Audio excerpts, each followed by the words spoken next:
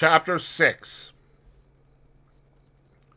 All that year the animals worked like slaves, but they were happy in their work. They grudged no effort or sacrifice, well aware that everything that they did was for the benefit of themselves and those of their kind who would come after them, and not for a pack of idle, thieving human beings.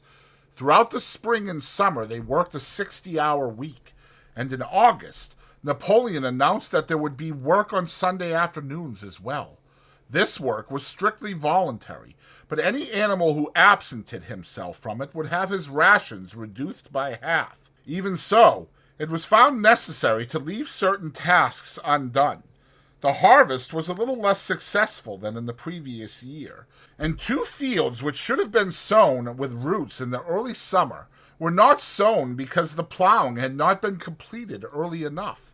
It was possible to foresee that the coming winter would be a hard one. The windmill presented unexpected difficulties. There was a good quarry of limestone on the farm, and plenty of sand and cement had been found in one of the outhouses, so that all the materials for building were at hand. But the problem the animals could not at first solve was how to break up the stone into pieces of suitable size. There seemed no way of doing this except with picks and crowbars, which no animal could use, because no animal could stand on his hind legs. Only after weeks of vain effort did the right idea occur to somebody, namely, to utilize the force of gravity. Huge boulders, far too big to be used as they were lying all over the bed of the quarry. The animals lashed ropes round these, and then all together, cows, horses, sheep, any animal that could lay hold of the rope, even the pigs sometimes joined in at critical moments. They dragged them with desperate slowness up the slope to the top of the quarry, where they were toppled over the edge, to shatter to pieces below. Transporting the stone when it was once broken was comparatively simple. The horses carried it off in cartloads. The sheep dragged single blocks. Even Muriel and Benjamin yoked themselves into an old governess cart and did their share. By late summer, a sufficient store of stone had accumulated, and then the building began, under the superintendence of the pigs. But it was a slow, laborious process. Frequently, it took a whole day of exhausting effort to drag a single boulder to the top of the quarry, and sometimes when it was pushed over the edge, it failed to break. Nothing could have been achieved without Boxer, whose strength seemed equal to that of all the rest of the animals put together. When the boulder began to slip and the animals cried out in despair at finding themselves dragged down the hill, it was always Boxer who strained himself against the rope and brought the boulder to a stop. To see him toiling up the slope, inch by inch, his breath coming fast, the tips of his hooves clawing at the ground, and his great sides matted with sweat, filled everyone with admiration. Clover warned him sometimes to be careful not to overstrain himself, but Boxer would never listen to her. His 2 slogans, "I will work harder," and "Napoleon is always right," seemed to him a sufficient answer to all problems. He had made arrangements with the cockerel to call him 3/4 of an hour earlier in the mornings instead of half an hour, and in his spare moments, of which there were not many nowadays, he would go alone to the quarry, collect a load of broken stone, and drag it down to the site of the windmill, unassisted. The animals were not badly off throughout that summer, in spite of the hardness of their work. If they had no more food than they had had in Jones's day, at least they did not have less. The advantage of only having to feed themselves, and not having to support 5 extravagant human beings as well, was so great that it would have taken a lot of failures to outweigh it. And in many ways, the animal method of doing things was more efficient and saved labor. Such jobs as weeding, for instance, could be done with a thoroughness impossible to human beings. And again, since no animal now stole, it was unnecessary to fence off pastures from arable land, which saved a lot of labor on the upkeep of hedges and gates. Nevertheless, as the summer wore on, various unforeseen shortages began to make themselves felt. There was need of paraffin oil, nails, string, dog biscuits, and iron for the horses' shoes, none of which could be produced on the farm.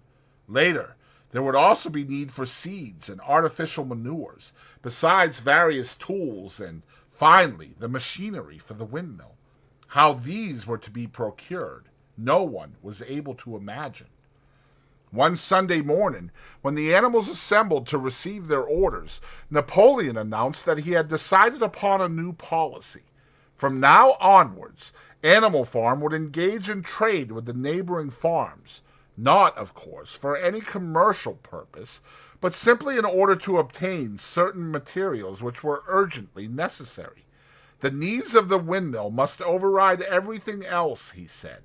He was, therefore, making arrangements to sell a stack of hay and part of the current year's wheat crop, and later on, if more money were needed, it would have to be made up by the sale of eggs, for which there was always a market in Willingdon. The hens, said Napoleon, should welcome this sacrifice as their own special contribution towards the building of the windmill. Once again, the animals were conscious of a vague uneasiness. Never to have any dealings with human beings, never to engage in trade, never to make use of money. Had not these been among the earliest resolutions passed at that first triumphant meeting after Jones was expelled? All the animals remembered passing such resolutions, or at least they thought that they remembered it. The 4 young pigs who had protested when Napoleon abolished the meetings raised their voices timidly, but they were promptly silenced by a tremendous growling from the dogs. Then, as usual, the sheep broke into 4 legs good, 2 legs bad, and the momentary awkwardness was smoothed over. Finally, Napoleon raised his trotter for silence and announced that he had already made all the arrangements. There would be no need for any of the animals to come in contact with human beings, which would clearly be most undesirable. He intended to take the whole burden upon his own shoulders. A Mr. Whymper, a solicitor living in Willington, had agreed to act as intermediary between Animal Farm and the outside world, and would visit the farm every Monday morning to receive his instructions. Napoleon ended his speech with his usual cry of, "Long live Animal Farm!" And after the singing of Beasts of England, the animals were dismissed. Afterwards, Squealer made a round of the farm and set the animals' minds at rest. He assured them that the resolution against engaging in trade and using money had never been passed, or even suggested. It was pure imagination, probably traceable in the beginning to lies circulated by Snowball. A few animals still felt faintly doubtful, but Squealer asked them shrewdly, "Are you certain that this is not something that you have dreamed, comrades? Have you any record of such a resolution? Is it written down anywhere?" And since it was certainly true that nothing of the kind existed in writing, the animals were satisfied that they had been mistaken. Every Monday Mr. Whymper visited the farm as had been arranged. He was a sly-looking little man with side whiskers, a solicitor in a very small way of business, but sharp enough to have realized earlier than anyone else that Animal Farm would need a broker and that the commissions would be worth having. The animals watched his coming and going with a kind of dread, and avoided him as much as possible. Nevertheless, the sight of Napoleon on all fours delivering orders to Whymper, who stood on 2 legs, roused their pride and partly reconciled them to the new arrangement. Their relations with the human race were now not quite the same as they had been before. The human beings did not hate Animal Farm any less now that it was prospering. Indeed, they hated it more than ever. Every human being held it as an article of faith that the farm would go bankrupt sooner or later, and above all, that the windmill would be a failure. They would meet in the public houses and prove to one another by means of diagrams that the windmill was bound to fall down, or that if it did stand up, then that it would never work. And yet, against their will, they had developed a certain respect for the efficiency with which the animals were managing their own affairs. One symptom of this was that they had begun to call Animal Farm by its proper name, and ceased to pretend that it was called the Manor Farm. They had also dropped their championship of Jones, who had given up hope of getting his farm back and gone to live in another part of the county. Except through Whymper, there was as yet no contact between Animal Farm and the outside world, but there were constant rumors that Napoleon was about to enter into a definite business agreement either with Mr. Pilkington of Foxwood or Mr. Frederick of Pinchfield, but never, it was noticed, with both simultaneously. It was about this time that the pigs suddenly moved into the farmhouse and took up their residence there. Again, the animals seemed to remember that a resolution against this had been passed in the early days, and again Squealer was able to convince them that this was not the case. It was absolutely necessary, he said, that the pigs, who were the brains of the farm, should have a quiet place to work in. It was also more suited to the dignity of the leader, for of late he had taken to speaking of Napoleon under the title of leader, to live in a house than in a mere sty. Nevertheless, some of the animals were disturbed when they heard that the pigs not only took their meals in the kitchen and used the drawing room as a recreation room, but also slept in the beds. Boxer passed it off as usual with, "Napoleon is always right," but Clover, who thought she remembered a definite ruling against beds, went to the end of the barn and tried to puzzle out the 7 commandments which were inscribed there. Finding herself unable to read more than individual letters, she fetched Muriel. "Muriel," she said, "read me the 4th commandment. Does it not say something about never sleeping in a bed?" With some difficulty, Muriel spelt it out. "It says, 'No animal shall sleep in a bed with sheets,'" she announced finally.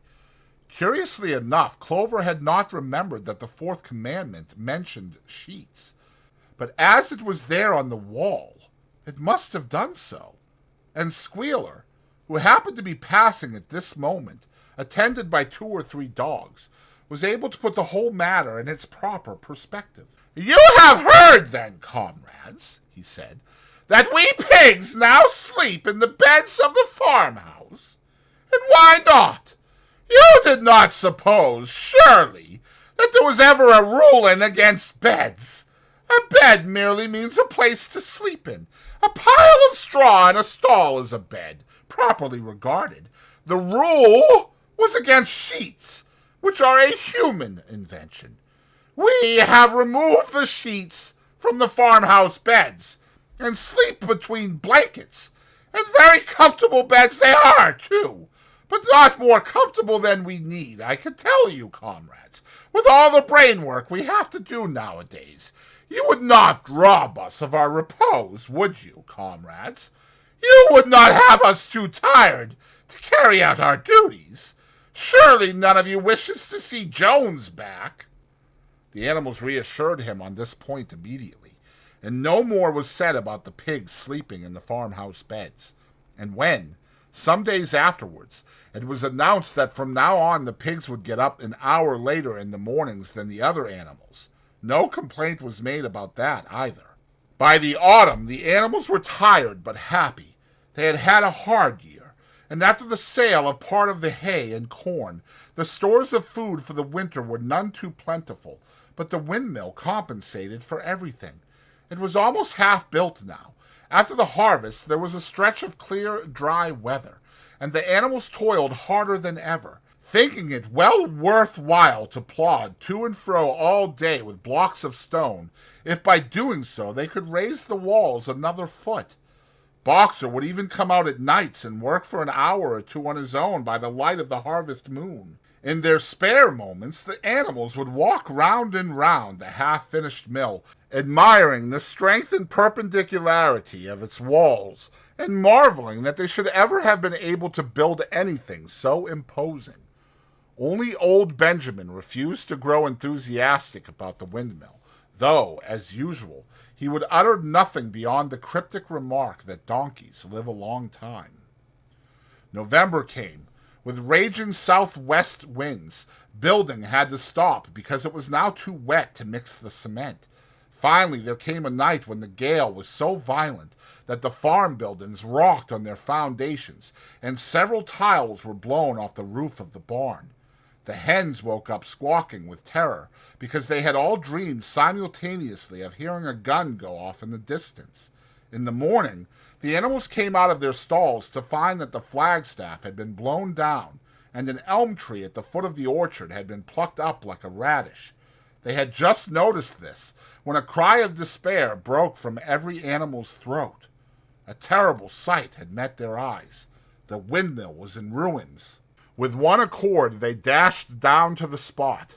Napoleon, who seldom moved out of a walk, raced ahead of them all. Yes, there it lay, the fruit of all their struggles, leveled to its foundations, the stones they had broken and carried so laboriously, scattered all around. Unable at first to speak, they stood gazing mournfully at the litter of fallen stone. Napoleon paced to and fro in silence, occasionally snuffing at the ground. His tail had grown rigid and twitched sharply from side to side, a sign in him of intense mental activity. Suddenly, he halted as though his mind were made up. "Comrades," he said quietly, "do you know who is responsible for this? Do you know the enemy who has come in the night and overthrown our windmill? Snowball!" he suddenly roared in a voice of thunder. "Snowball has done this thing, in sheer malignity, thinking to set back our plans and avenge himself for his ignominious expulsion. This traitor has crept here under cover of night and destroyed our work of nearly a year. Comrades, here and now I pronounce the death sentence upon Snowball, animal hero second class, and a half a bushel of apples to any animal who brings him to justice, a full bushel to anyone who captures him alive." The animals were shocked beyond measure to learn that even Snowball could be guilty of such an action. There was a cry of indignation, and everyone began thinking out ways of catching Snowball if he should ever come back. Almost immediately, the footprints of a pig were discovered in the grass at a little distance from the knoll. They could only be traced for a few yards, but appeared to lead to a hole in the hedge. Napoleon snuffed deeply at them, and pronounced them to be Snowball's. He gave it as his opinion that Snowball had probably come from the direction of Foxwood Farm. "No more delays, comrades!" cried Napoleon, when the footprints had been examined. "There is work to be done. This very morning we begin rebuilding the windmill, and we will build all through the winter, rain or shine. We will teach this miserable traitor that he cannot undo our work so easily. Remember, comrades, there must be no alteration in our plans. They shall be carried out to the day. Forward, comrades! Long live the windmill! Long live Animal Farm!"